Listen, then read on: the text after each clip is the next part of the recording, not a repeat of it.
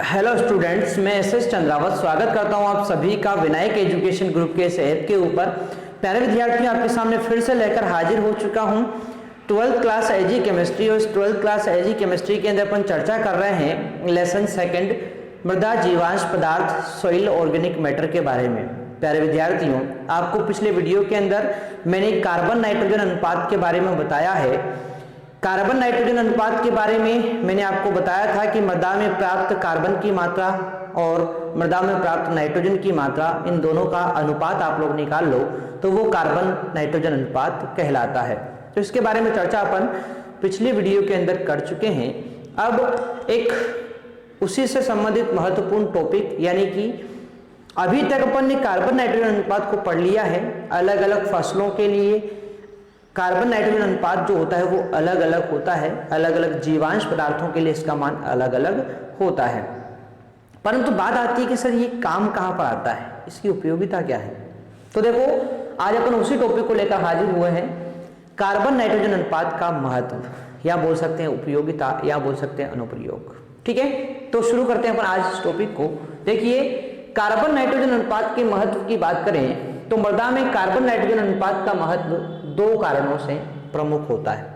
यानी कि मृदा के अंदर कार्बन नाइट्रोजन अनुपात का जो महत्व है उसके दो कारण हैं। पहला कारण देखो, जब विस्तृत कार्बन नाइट्रोजन अनुपात का जीवांश पदार्थ मिलाने पर मृदा में सूक्ष्म जीवों एवं उच्च पौधों में प्रतिस्पर्धा रहती है। यानी कि जब विस्तृत अनुपात वाला कार्बन नाइट्रोजन अनुपात वाला जीवांश पदार्थ मृदा के अंदर मिला दिया जाए। मैंने आपको बताया है सबसे ज़्यादा कार्बन नाइट्रोजन अनुपात जो होता है वो भूसे का होता है, कृषि अपशिष्टों का होता है 100:1 के आसपास, मैंने आपको बताया है। तो आपको पता होना चाहिए कि जब विस्तृत कार्बन नाइट्रोजन अनुपात वाला जीवांश पदार्थ मृदा में मिला दिया जाता है तो मृदा में सूक्ष्म जीवों और जो उच्च पौधे होते हैं, बड़े पौधे, उनके बीच प्रतिस्पर्धा उत्पन्न हो जाती है।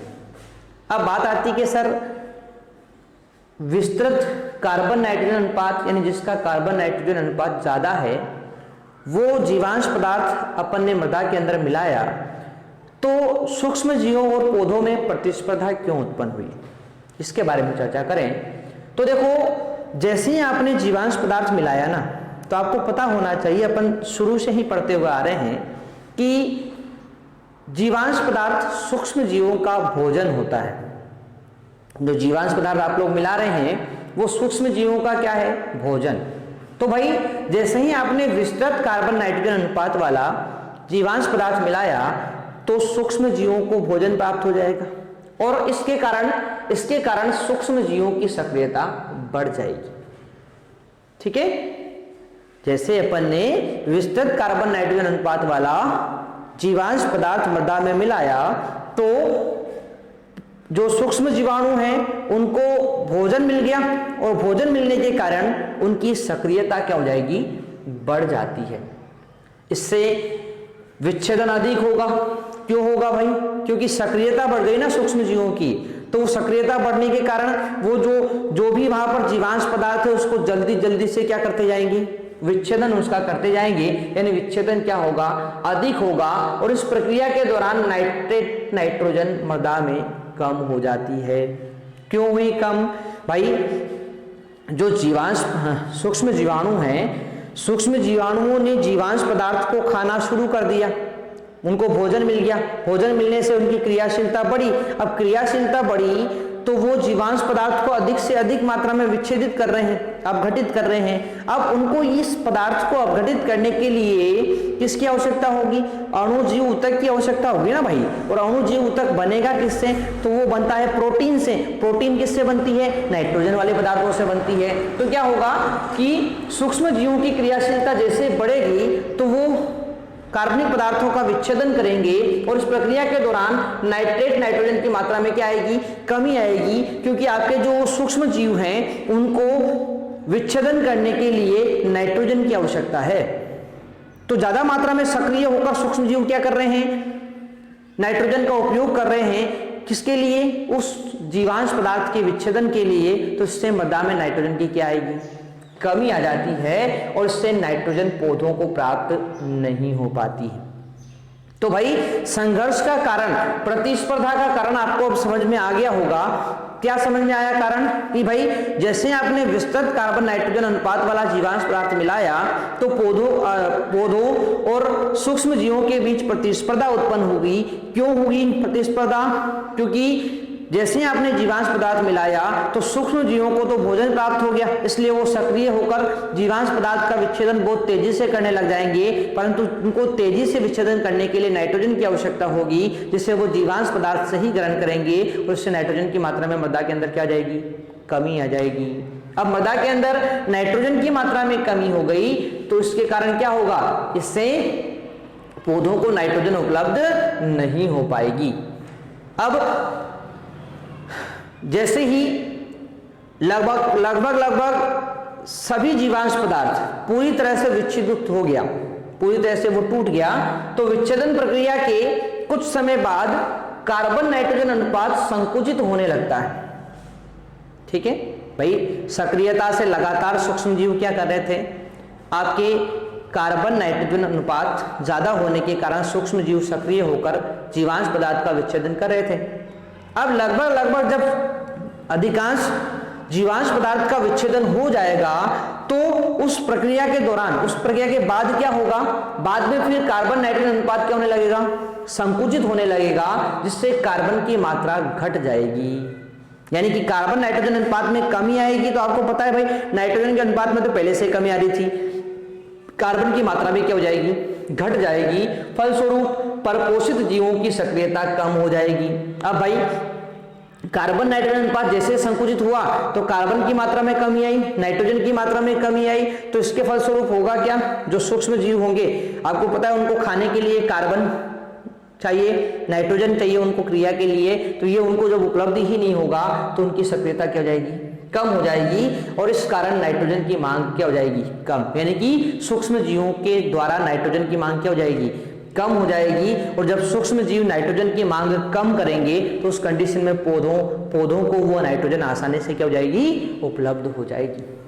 यानी कि सूक्ष्म जीवों के द्वारा जब नाइट्रोजन की मांग कम हो जाएगी तो वो नाइट्रोजन मृदा के अंदर ही उपलब्ध रहेगी और वो नाइट्रेट जो होगी वो नाइट्रोजन पौधों को प्राप्त होने लग जाती है।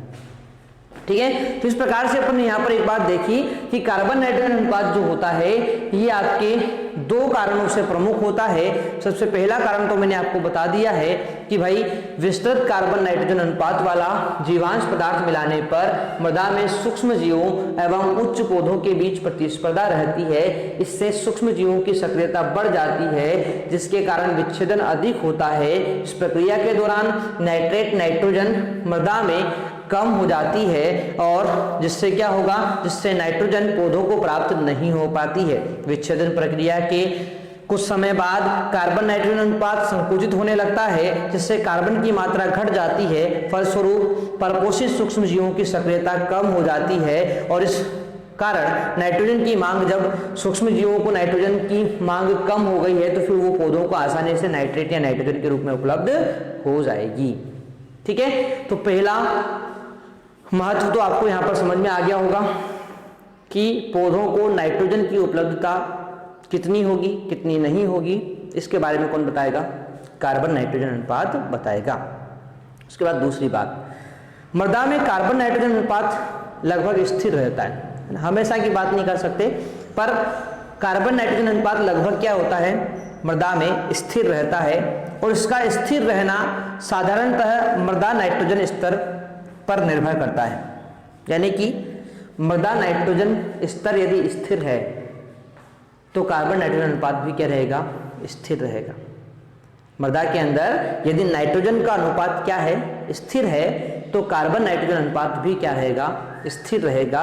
अतः कार्बन नाइट्रोजन अनुपात की प्रायोगिक उपयोगिता पौधों एवं मृदा में नाइट्रोजन की उपलब्धता के लिए है। यानी कि यहाँ पर कार्बन नाइट्रोजन अनुपात जो होता है ना, वो मुख्यतः नाइट्रोजन की उपलब्धता पर निर्भर करता है। नाइट्रोजन की उपलब्धता जितनी ज़्यादा होगी, कार्बन नाइट्रोजन अनुपात उतना ही अधिक होगा।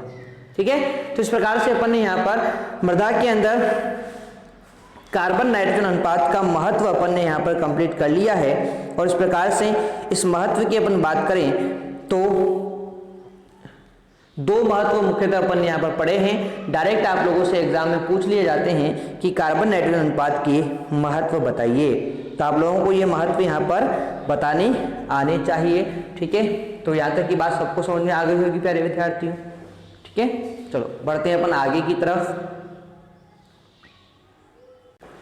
आगे है नाइट्रोजन चक्र। नाइट्रोजन चक्र की बात करें तो मृदा में नाइट्रोजन की अधिक मात्रा का अंतर्ग्रहण एवं अनेकों रूपांतरण क्रियाओं के साथ निरंतर चलता रहता है। देखो मृदा में क्या होता है, अपन ने कार्बन चक्र पढ़ लिया था, उसके बाद एक और चक्र अपन पढ़ रहे हैं नाइट्रोजन चक्र।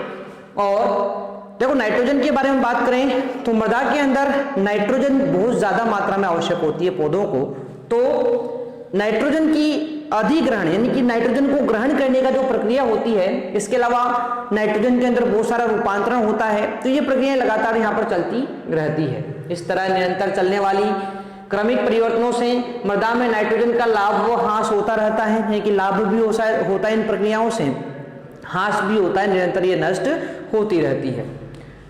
अब इस प्रकार जो भी परिवर्तन ये हो रहे हैं, इस प्रकार होने वाले नाइट्रोजन में जितने भी संयुक्त परिवर्तन होते हैं, इन सभी परिवर्तनों को मिलाकर अपन क्या बोलते हैं, नाइट्रोजन चक्र कहते हैं। नाइट्रोजन चक्र में आप लोग यहाँ पर देख रहे हैं कि यहाँ पर क्या होता है, देखो सुनो ध्यान से, ये नाइट्रोजन चक्र की संरचना है।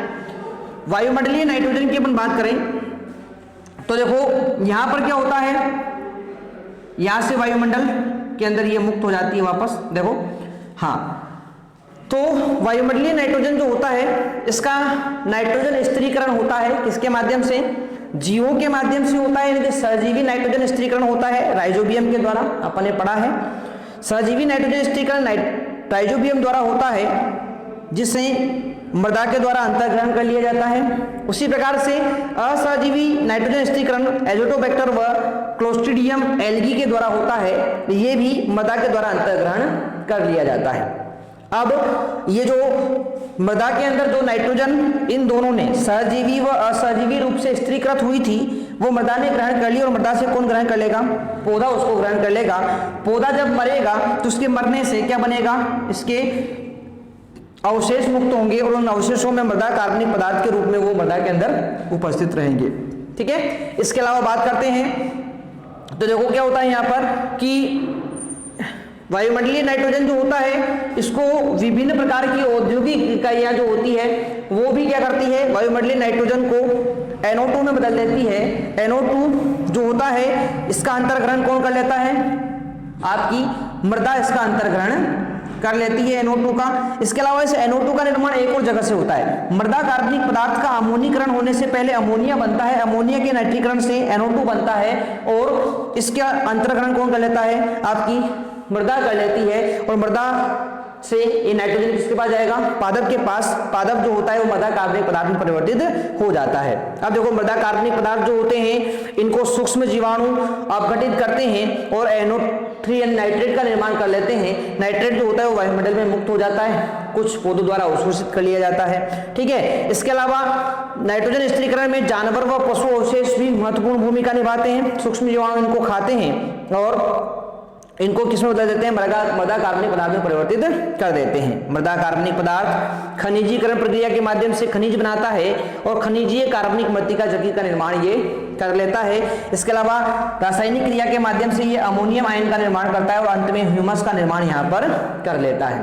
तो ये प्रक्रियाएं अपन ने यहाँ पर पढ़ ली। इसके बाद वर्षा जल के अंदर देखो क्या होता है, वर्षा का जल जब नीचे आता है जमीन के ऊपर, तो उसमें भी गैसीय नाइट्रोजन घुलनशील अवस्था में होती है और वो कहाँ जाती है, नीचे आ जाती है, जो अकार्बनिक नाइट्रोजन के रूप में होती है। ये कार्बनिक नाइट्रोजन कुछ मात्रा में तो आपके NO2 में बदल जाएगी और कुछ मात्रा में ये खनिजीय कार्बनिक मृत्तिका जल का निर्माण कर लेती है। तो इस प्रकार से एक नाइट्रोजन चक्र मैंने आपके सामने बना लिया है। इसको आप लोग एक दो बार बनाकर अच्छे से प्रैक्टिस करें, क्योंकि डायरेक्ट आप लोगों से नाइट्रोजन चक्र पूछा जा सकता है। ठीक है ना, तो ये था अपना नाइट्रोजन चक्र। अब इसके अंदर जितनी भी ये प्रक्रियाएं हुई है, इन सभी प्रक्रियाओं को, जैसे नाइट्रोजन स्थिरीकरण है, अमोनीकरण है, नाइट्रीकरण है, इन सभी प्रक्रियाओं को अपन बहुत विस्तार से पढ़ने वाले हैं नेक्स्ट वीडियो के अंदर। तो उसमें आना आप लोग ना भूलिएगा। मिलते हैं अपन नेक्स्ट में, तब तक के लिए टेक केयर, बाय।